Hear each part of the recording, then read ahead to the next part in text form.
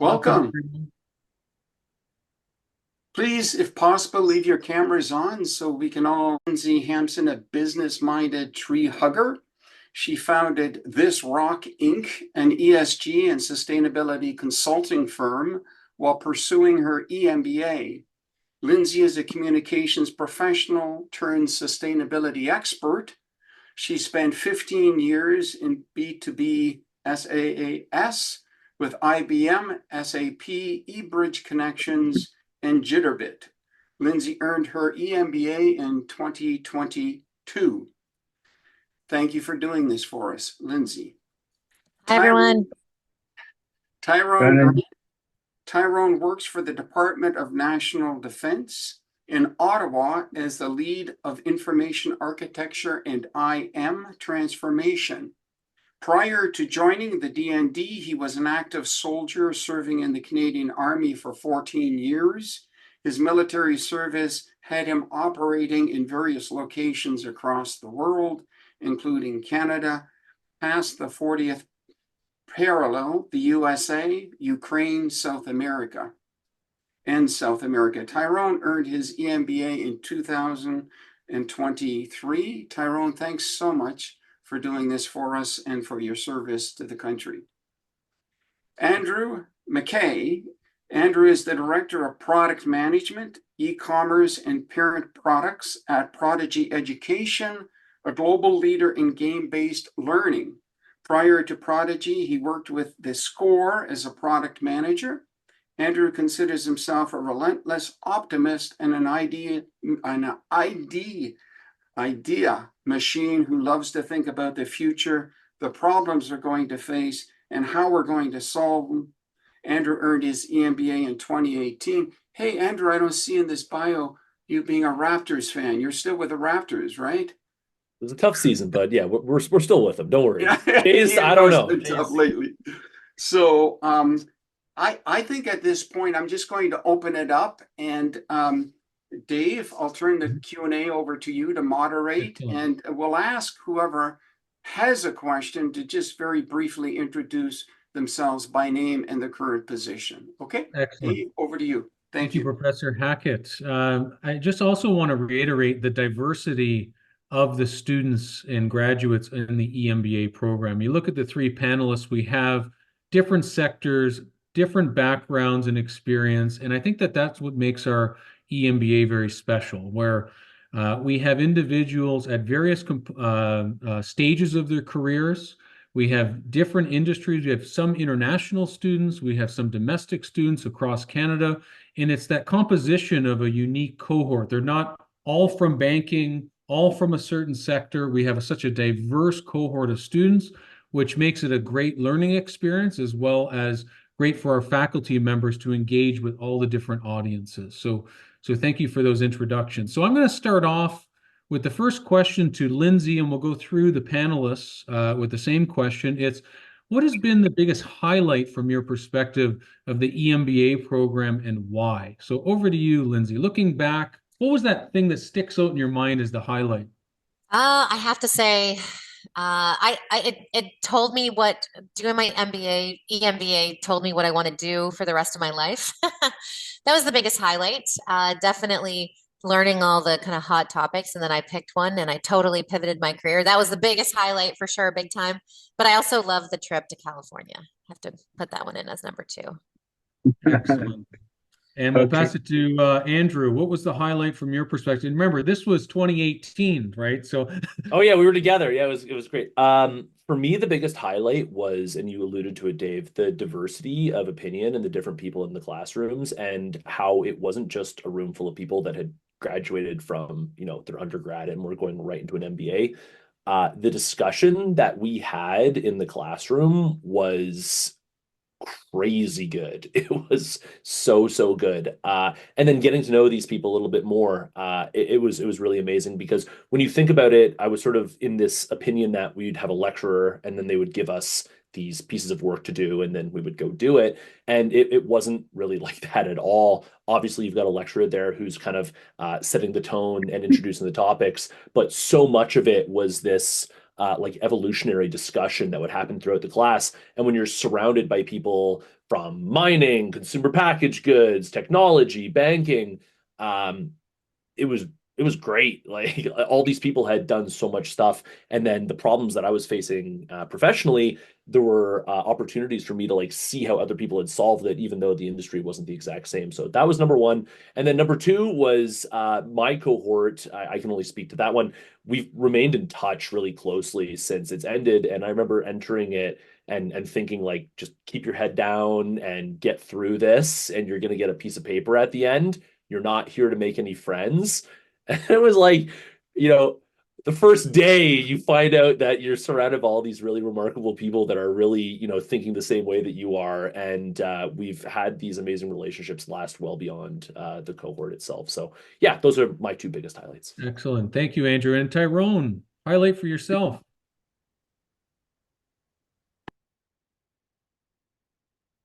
Oh, we can't hear you, Tyrone. It's I think your mic, if you want to check that.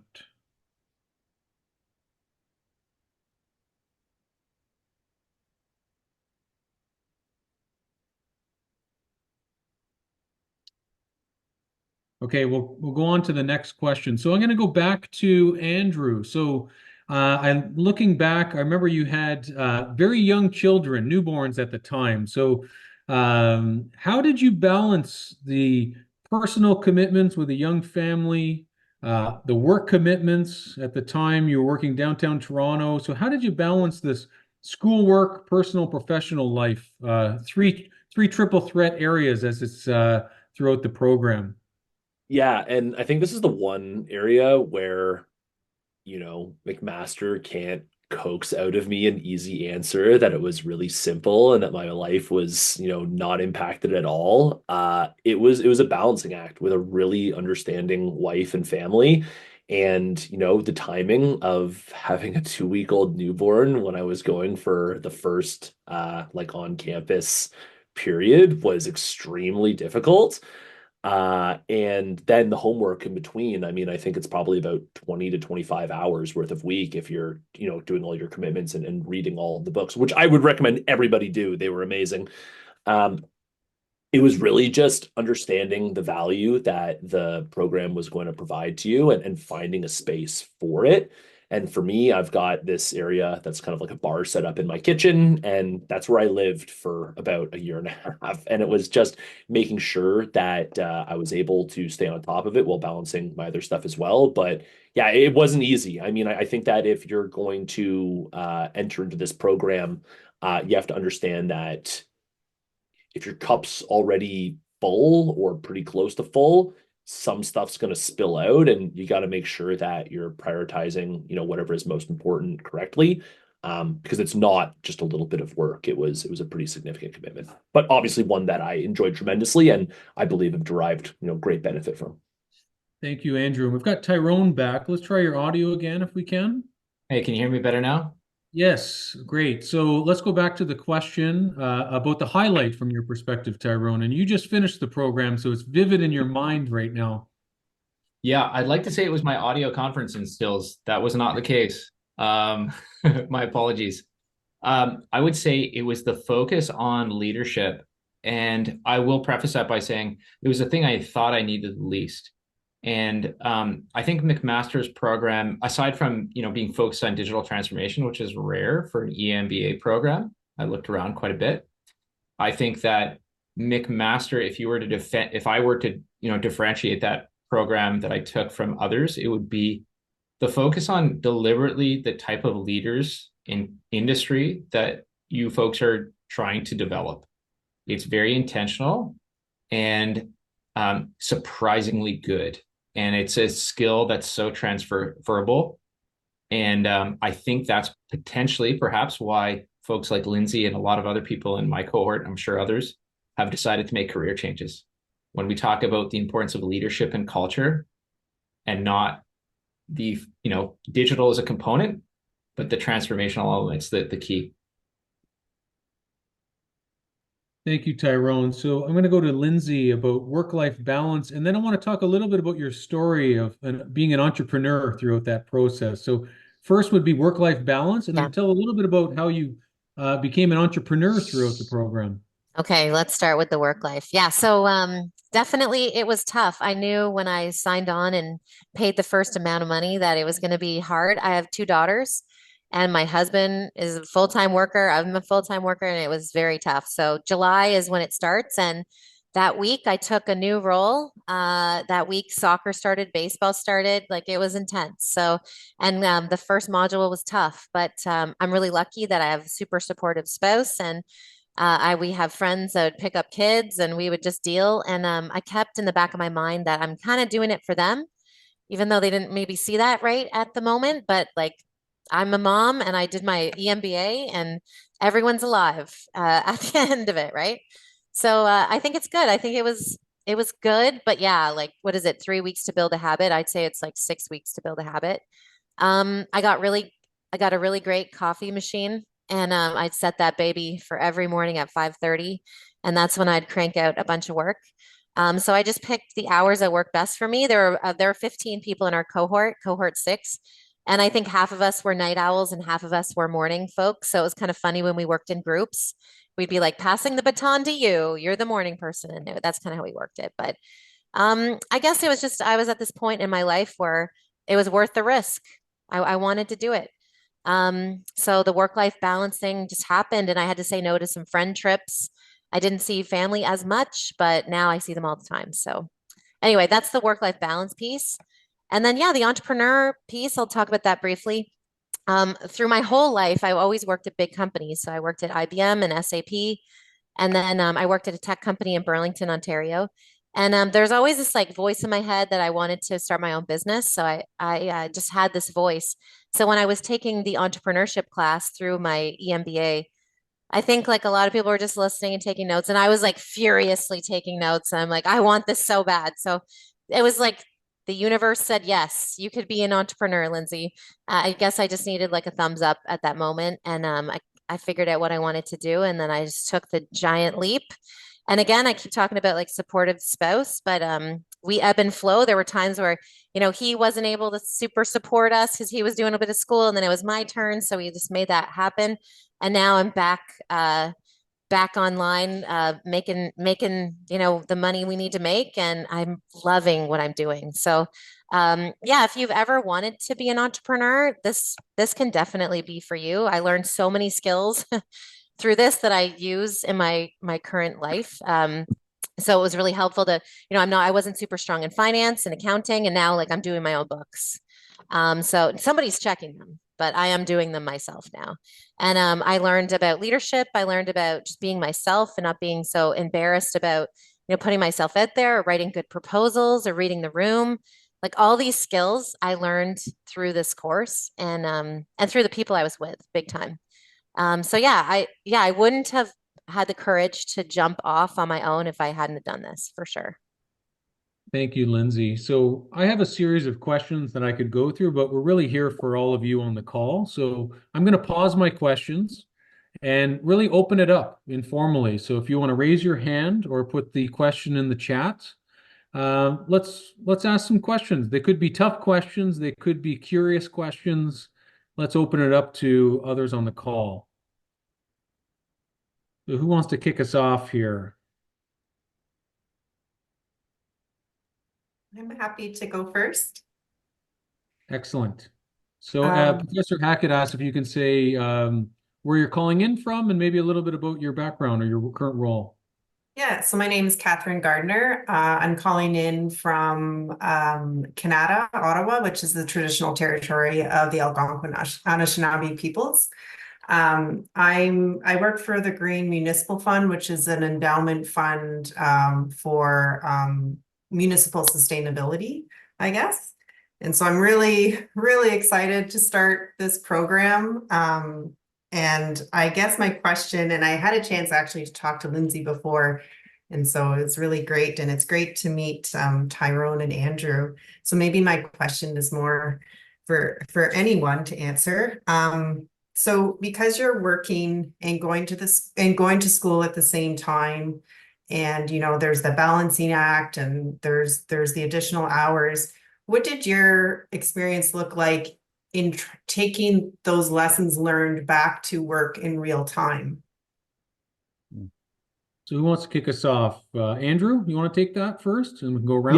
Yeah, absolutely. So for me, and I think this is probably one of the biggest benefits that I got from the MBA, and was just like increasing my knowledge of how businesses operate, how ideas are sort of assessed. Because as I was growing up as a product manager, I really felt like I've got all these amazing ideas for sports fans, and we're going to change the app. It's going to be amazing. And I did all this research for these great ideas, and they would constantly hit this like ceiling where they would bump up against it and get knocked down. And my hit rate for getting new changes into our product was, I felt really low based on like the volume and the quality that I was producing.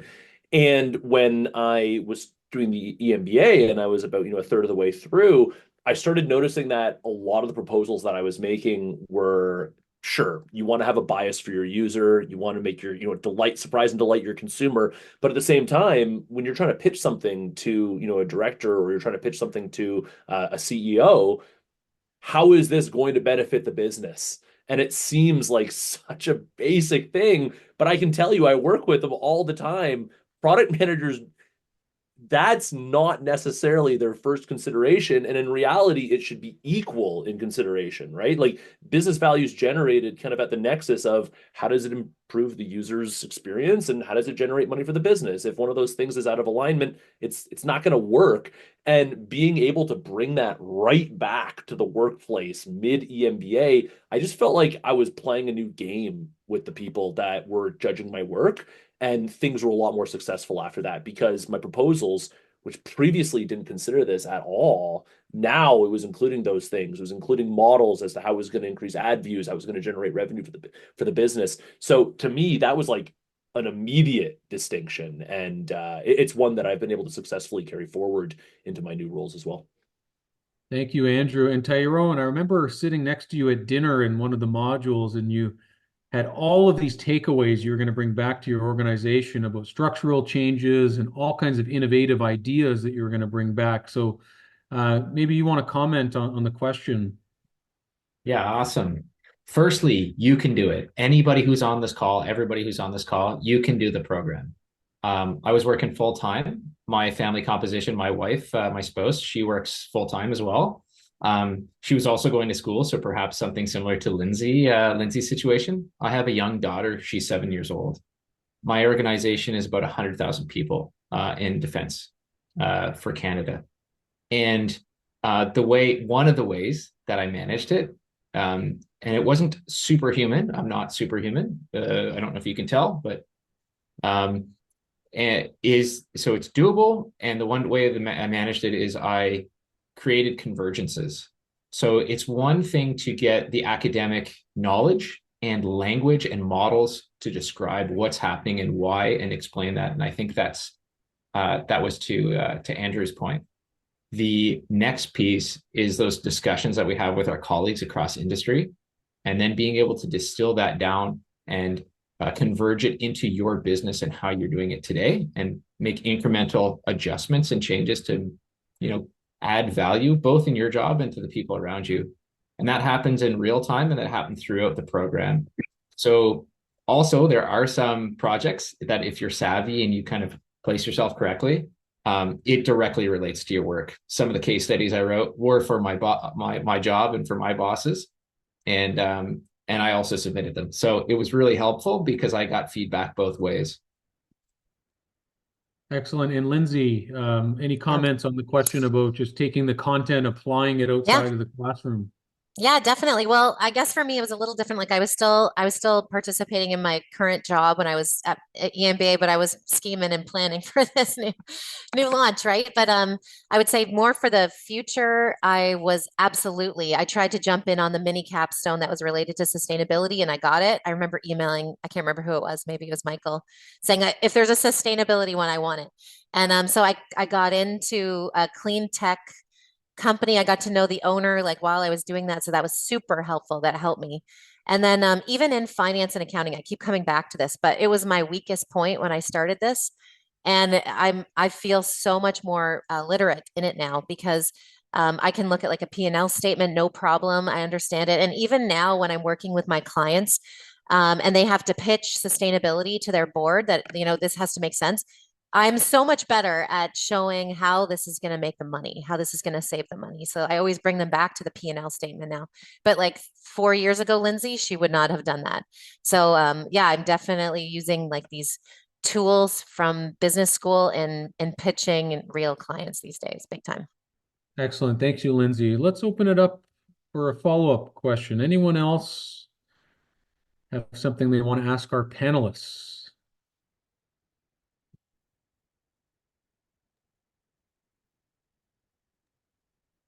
It can be on, as Dave indicated, online or in the chat box. If you have questions, this is your opportunity now to ask them. Dave, I do have one from Paul. Okay. Who couldn't be here, and whoever wants to answer, I'm just going to be reading it here.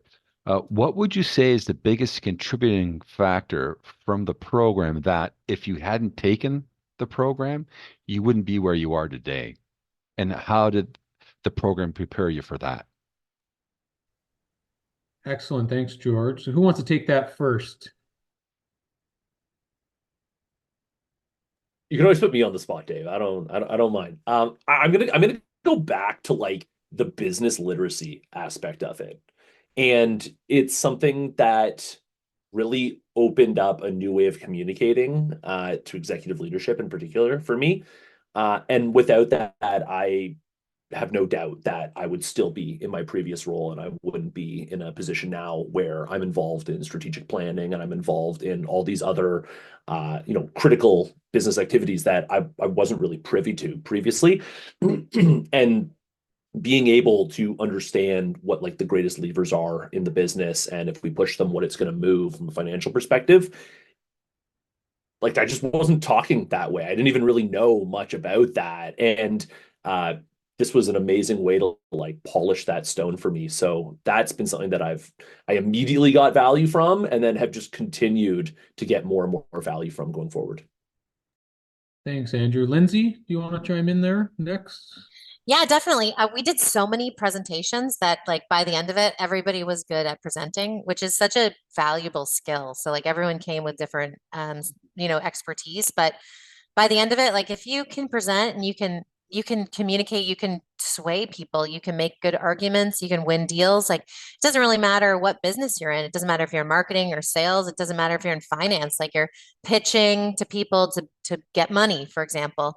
So the pitch deck thing was big for me. I mean, all the time we were making presentations or decks and it's like not as many words, cut to the chase. What is a story? Like all that stuff was really valuable.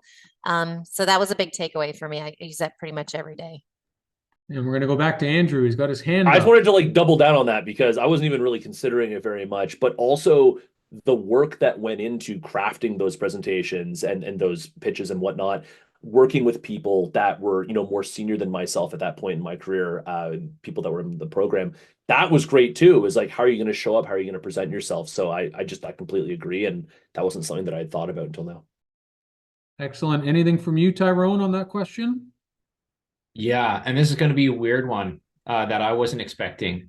Overall wellness, who I am as a person. Throughout the program, I was pretty puzzled, especially initially. So Andrew, you said you came in. I'm not here to make friends. I'm here to learn stuff. Yeah, I was here to learn about technology and how best practices in industry and how I could leverage those. And what I discovered was that there's quite a bit more to digital transformation than the tech, and specifically when it comes to the leadership style, but also personal identity and what we value. There's a lot of challenging to my belief systems. Rick's program, HR, strategic HR, was really helpful in giving me the data as to, what is this whole ESG, DEI, what are all these acronyms? Is it just lip service that companies use? And no, there's actually a really good foundation and backing to those things. And it's really critical. So opened my eyes a lot. And I've changed my behavior and more importantly, my belief systems on how I approach my work on a daily basis and my community on a daily basis. So I'm really grateful for that. And once again, it's not something that I was expecting, and I was puzzled for about 3 to 4 months as to why there was so much emphasis on it. So probably won't be the only one, but lean into it, and it does make sense at the end. Thank you, Tyrone. And we have 3 questions. So Jean-Marc has a question, Saeed has one in the chat, and Gloria sent me a personal message. So let's go in that order. So Jean-Marc, over to you. Hey, good afternoon, everyone. So my name is Jean-Marc Thibodeau. I am with a company called Arthur J. Gallagher, and we're in the insurance and risk management space. And I am the VP of digital growth for our small and medium enterprise segment. So it's a pretty relevant course for me. So my question is, I don't know when everybody went through their kind of undergrad track, but for me, it was a few years ago. So I guess my question is, have you found any challenges with kind of the remote learning environment? And you have any advice for somebody who used to fall asleep in class versus online? Mm-hmm. Maybe we'll start with Tyrone with that one, and Lindsay, then Andrew. Yeah, attend all your classes, Jean-Marc. Attend all your classes. They're usually from 5 to 7 p.m. or 5 to 9 p.m. Show up. I think from a remote perspective, it's always challenging, right? We're not, if we were hanging out together, this interaction would be very different than what we're doing today. I think we're all used to it, thankfully. So before the pandemic, probably a little bit more challenging. Andrew, I look forward to hearing about what that was like for you. For me, post-pandemic, no problem. Obviously, I still haven't figured out how to solve my volume, certain configurations, but I'm working on it. It's only been 3 years, guys. Give me a break. But I would say from the residency portion, awesome experience. California, amazing, like Lindsay said, very cool. The residencies, our cohort wanted to get as much out of the residencies as possible so that and also I guess I'll say the staff and faculty are super supportive in real time shaping our residency experience. They're very flexible, and that allowed us to say, hey, we want to collaborate and do all of the group work, as much group work as possible on site during the residencies, because it's hard collaborating online in different time zones and things like that. We had people all over the world, which is amazing. And they made it happen for us. So I would say the residencies are really important. And if you want, you can ask the faculty and they will respond in a way that will make your experience better. Thank you, Tyrone. Lindsay, you want to respond to Jean-Marc? Yeah, I agree. I actually didn't mind the online part, especially because a lot of the online stuff is like the work on your own. Again, I keep talking about finance and accounting, but like a lot of those courses were online at the beginning, and it was okay. Like I didn't mind it. You just get used to it. Again, just get into it, and you'll find the flow. And yeah, I want to second what Tyrone said about how the group of the people working on the program, like Dave and George. And Rick, they if you need something or you don't think this is right or whatever, like they mold it to your cohort, which is really, really helpful. Yeah, I mean, I kind of like school, but I attended it like 100 years ago, so it was weird, Jean-Marc, to go back to school. Even like writing that first essay, I'm like, I forget how to write essays, I forget how to footnote, like all that stuff. But it'll come back to you, and you'll deal with it, and then it'll be second nature to you. But yeah, you can do it. You definitely can do it. You'll just watch less Netflix and Amazon Prime, and you'll get back into Ozark when you're done your MBA. And Andrew, any comments on that? Yeah, we did most of our online stuff outside of the modules and whatnot. I remember the competitive simulations, preparing for our capstone. That's when we did most of our online work, and I don't know how it differs today versus 2018. Obviously, it was pre-pandemic 2018. And we had people in various time zones. We had people in BC, and it was really just about finding those times where you can all meet together. That was difficult because I preferred to work like right after dinner, and that was kind of like 5:36 for me. And there were people out on the West Coast that's, 2, 3 p.m. and they're in the middle of their day, right? So I think that the one thing that made it easier was everyone's got such a tremendous amount of skin in the game when they're doing this program that they want to advance their career. They've paid thousands upon thousands of dollars. They've already advanced, through at least one module or at least the interview process to get there. And what never lacked was like commitment from others to, okay, if this time doesn't work out, we'll find another time. Okay, if this time doesn't work out, we'll find another time. Okay, if we need to work asynchronously on this, like we're just going to make it happen. There was no one felt comfortable being like, oh yeah, 80K, whatever. Like it's in the wind and I don't care what the result of this is going to be. So that really helped because I've done other volunteer pieces of work and the commitment level is a lot less. So I think entering with like good faith assumptions that you're here to do work and you're here to progress, applying those to other people, that really helped in terms of the online work. And then just to echo something that Tyrone talked about. I know this probably won't be available to everybody, but I'm from Hamilton, so I'm just down the street from the campus. And while I had other people in my groups that were from BC and other places, there were about 3 or 4 of us that were within driving distance. And again, between modules, it was like, hey, we got to get together and work on this. And the best place to do that work is going to be at DeGroote. And it was always available. So that was a really phenomenal bit of support that was offered to us. Thank you, Andrew. And I'm looking through the chat. So Saeed has a question about leadership. So how did the program prepare you for future leadership roles? And how much has it helped in formulating your leadership style? So for those of you who've heard about the leadership component of the program, so we have a full leadership course within the EMBA program, as well as we have a component that you work with Dr. Teal McAteer on 360 assessment, leadership coaching, and really finding out where you're going to go post-program from a leadership perspective. So I wonder if we can get Lindsay to comment. How much has this program impacted you from your leadership style and your leadership perspective, but also that Dr. Teal McAteer component, and how was that fed into that leadership capabilities as well? Yeah, this was a super important part for me. So in the first, I think it's the first module, or maybe at the end of the first module, you ask some people that work with you or know you to fill out a survey on you, and then you fill it out too. And I remember even being nervous to like ask people because I didn't want to like be in a position. And then I realized like that was one of my problems. I should be able to ask someone to take 5 minutes of their time. So then when you're in your residency, you meet Dr. Teal and you get your results of, what people think of you, what you think of yourself. And then like under a microscope, which is a little alarming at the beginning, but it's very helpful. You get to see like, where can you grow? Like, where can you go from here? Because that's probably what you're here for, not only to learn new stuff, but like to grow as a person. So it's super helpful. And then you get to make goals like, I'm going to do this for myself. I'm going to try this out. I'm not doing this anymore. That doesn't serve me. So all of that stuff like really built some 15 good leaders, in my opinion, in our cohort. The people that were a little, I don't know, maybe argumentative at the beginning, like weren't at the end.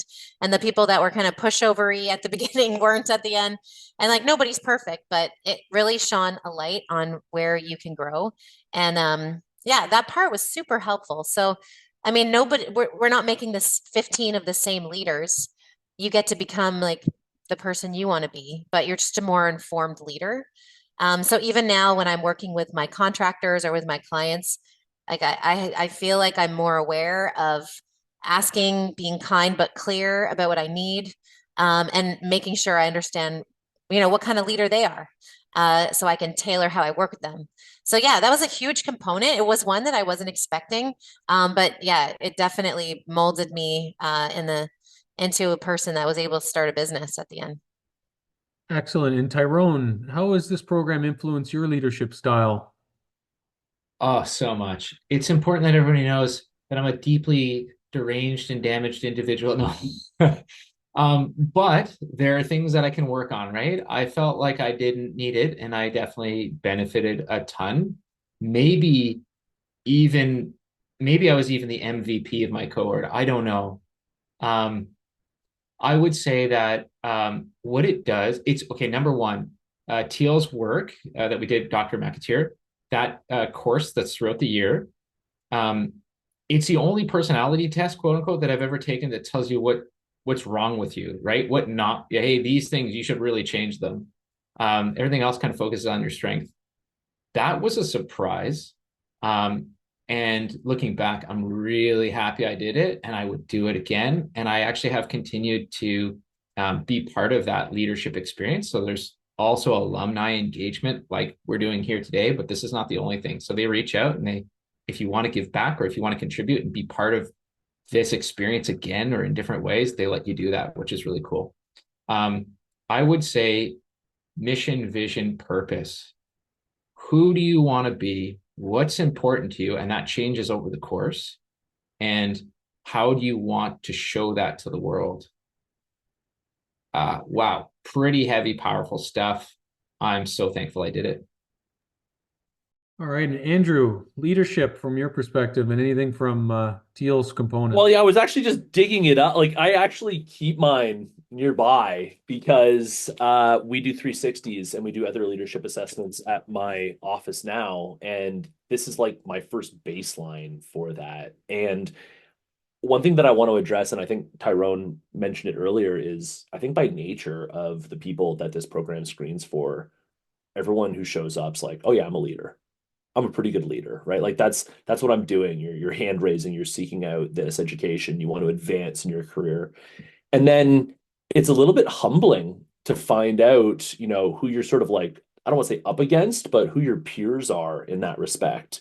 And then, to Tyrone's point again, like the critical analysis of where you may not be the best leader or where you've thought you were really strong, but in reality, you're kind of cheating to get there.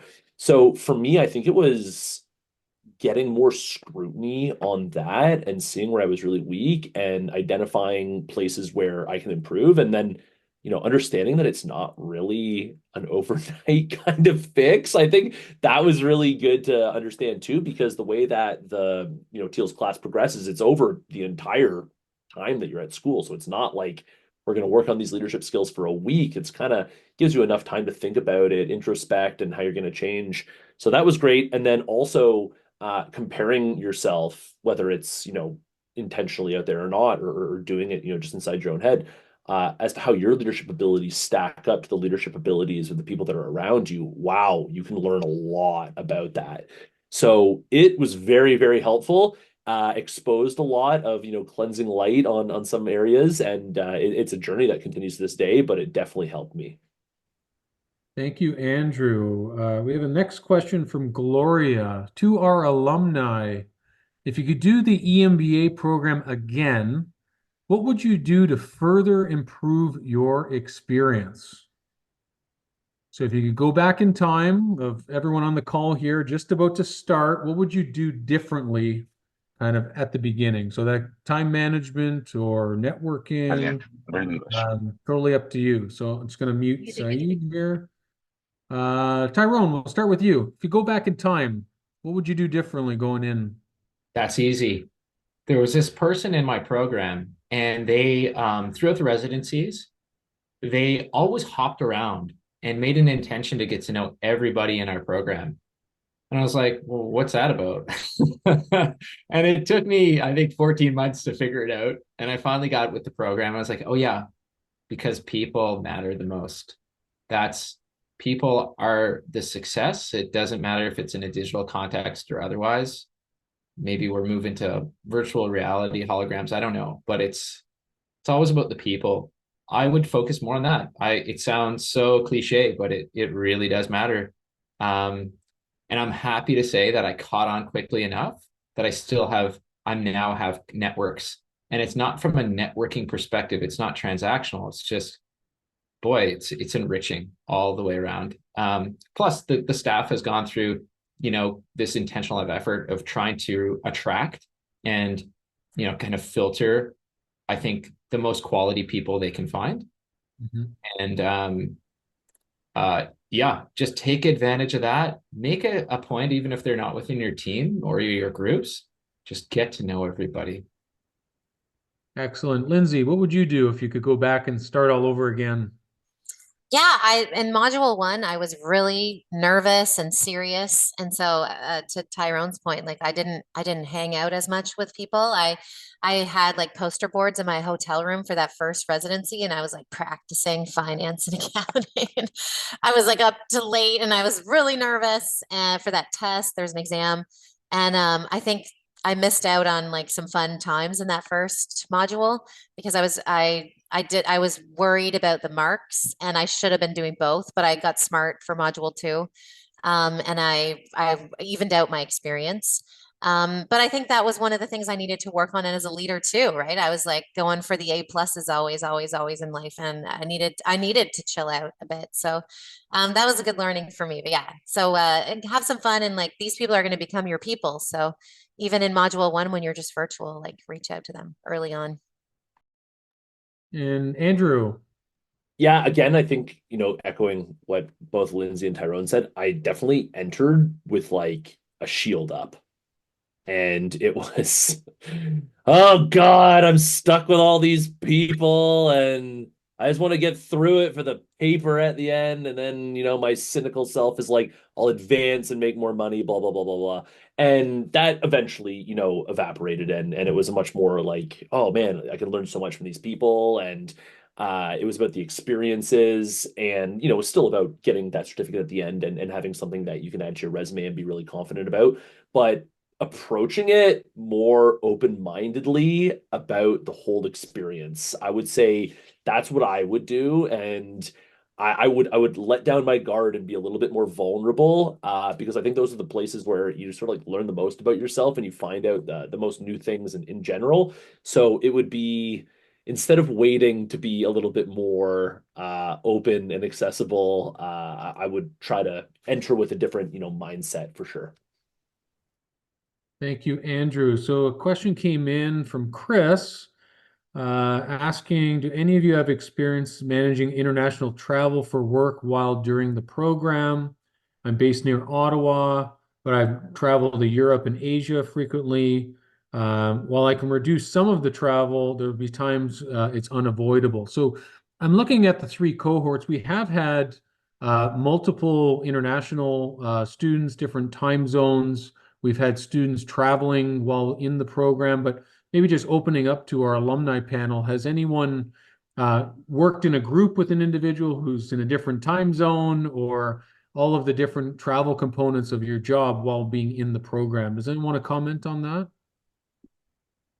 Yeah, I can take that one. I had Sheldon was in my group. He lived in Qatar, and for the first two residencies, he actually wasn't able to join us in person. So it. I think for him, like he really, really wanted this. It mattered to him, so it was worth it. There were some times where I know he was up in the middle of the night, but we, as a group, he was in my group. We made sure to like accommodate for him. So we would work on it together and pass him something in the morning or whatever it was. But it is definitely doable. And I know he's so happy that he did the program. So it was a challenge at the beginning, but he made it. Excellent. Andrew or Tyrone, any experiences either personally or someone in your group or in the program you can comment? Unfortunately, no, I don't have much Tyrone, relevance. okay. So we have had, as I mentioned, I've been with the program as Rick has since the beginning, and we've had multiple international students. We've had individuals fly in for the residency component of the program, and we're actually positioned internationally. So it is doable based on past student success. And we can connect you with international students who've graduated, and you can talk about how they're able to manage that as well. George, I know you've got a potential question, but I just want to open up. I'm mindful of time. We have 10 minutes left. So we do have other questions we can probe, but let's offer for the last 10 minutes. Do we have any other questions from the guests in the room right now that you want to ask the panelists? Dave, I just want to make one clarification. Certainly, in terms of virtual connection pre-residence with the program for students who may be internationally based, there's accommodations. During the residence, we're looking for a commitment to be there because that's the critical core of the program, as some of the panel members have mentioned, this opportunity and the synergies of networking and developing bonds and relationships. And so the commitment is during the residential term to be present at the Ron Joyce Center, which is what you're looking at behind me here. Okay, it's really conducive to the learning experience. Okay. Excellent. Any other questions from our guests? You can put it in the chat or raise your hand. If there Okay, are no perfect. more questions, Dave, Uh, maybe we can just, because I know we're down to the last few minutes here, if there was one piece of advice each panel member would give, and there's much advice, but in terms of the one key advice that they would give before signing off, maybe that would be helpful. And if it's okay, I have that one question, if I may, and just one of the panelists could answer it, if that's okay. And it's one of the main reasons that this individual wants to do the MBA with us is the digital transformation portion. And they see digital transformation as having multiple paths leading to various outcomes, many of which are uncertain at this time. In your experience with the program, how did this help you navigate those different options and prepare you for future success? So I think they're asking about, the digital literacy and, kind of working through that. If anyone can quickly answer that question. You start with Andrew and the digital transformation component. Sure. Yeah, I think I came from a unique perspective on this because I was working as a product manager at a sports app, and then I've transitioned into another product role at a SaaS company as well. So I think that for me, it was less about like the introduction to the digital transformation and more that it remained kind of consistent with the track that I was already on. I felt like that was really important. I don't know if Lindsay or Tyrone can offer another perspective on this, but I liked that, the guests that we were talking to were people that were from prominent digital organizations that gave their perspective on how they were changing. And to me, I loved how close that was to the area that I was already in. Excellent. Tyrone. Yes, hello. I think that's an awesome question, right? What is a practical outcome of this? Very important. So one, I think it's a good balance of the faculty and staff, good balance between practitioners and academics. You need both, right? And then it's our job to converge the things to our specific jobs. And we get that through conversations and idea sharing, different tools like ideation workshops with IDEO and IBM for design thinking and things like that. So that's the toolkit to get you innovating. Understanding leadership and culture. Who am I? What do I bring? What's the mission, vision, purpose that I bring? The culture. What culture am I in? How do I explain? What are the models and frameworks to explain how my organization works today, who we are today, and why, right? And being able to articulate that with language that I didn't have before. But when it comes to digital transformation, 70% of initiatives fail. You folks will learn that. Most things need to be in your favor, deliberately stacked up to be successful. This program is all about all of those different components and all of the whole curriculum structure in that way. So digital transformation, there's no silver bullet. There's actually a lot of things that need to be working in your favor more than not. And it's unlikely based upon the statistics that you'll stumble upon success. I speak pretty confidently of this because I'm leading a major digital transformation initiative in defense right now. We're adopting Microsoft 365 for the enterprise. So, 100,000 people or 80-some thousand people who will probably adopt it. And we want to make a meaningful user experience for them. So very difficult, very complex, 14 months to get all of that stuff in your brain. And then also just, it's continuous learning as well. But I think the program's super well geared. The hard part is working within the paradigms of your organization or departments to make that achievable and digestible and maybe you won't get there in one jump or one step. Excellent. And Lindsay, any comments on that? Yeah, well, my whole career before switching was all in SaaS and technology, so that's why I actually chose the digital transformation EMBA. And so all of the case studies were related to, Google, or you name it. We learned about it, and so, but it was important for everybody to learn from those companies, because, to be honest, those are some of the most, I don't know, advanced companies out there right now. So, visiting Google, like, it was really inspiring to go there. When we were in California, for example, like, it doesn't mean you have to be in digital transformation or you have to be in a tech company, but like everything these days is going to be digital, right? It doesn't matter if you're like writing human rights policies, like somewhere in there, you're going to be dealing with technology. So, like, knowing that digital transformation definitely was like a major part of this EMBA, and I'm grateful for it now, because even though I'm working in environmental, social governance, and sustainability with clients, we're constantly in technology tools. Like, I'm helping them pass this thing called EcoVadis. EcoVadis is a SaaS company, and so I'm like working with them. So, like, every job out there, like medical, it doesn't matter, it's all digital. And so this definitely was helpful. It like went very deep into it. It was helpful for me. Excellent. And back to the last few minutes, just Professor Hackett's question, and we'll make it as succinct as possible. What one piece of advice would you have to the applicants and the individuals on the call today? So we'll start with Andrew, and we'll work through.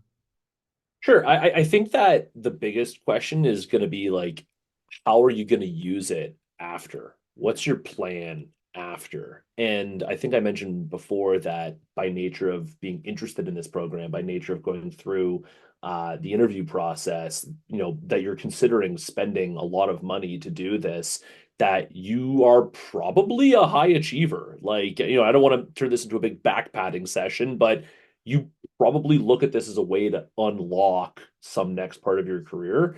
And I would just say,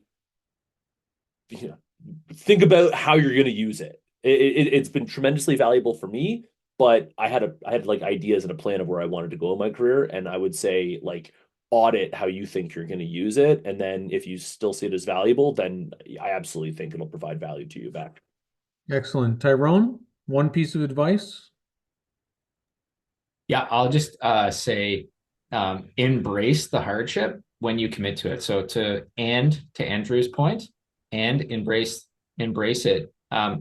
Quick stat, probably one of the biggest breakthroughs in neurology today, as I heard on a podcast, so tertiary information, is there's a part of your brain directly associated with longevity, and that part of your brain develops by doing undesirable things.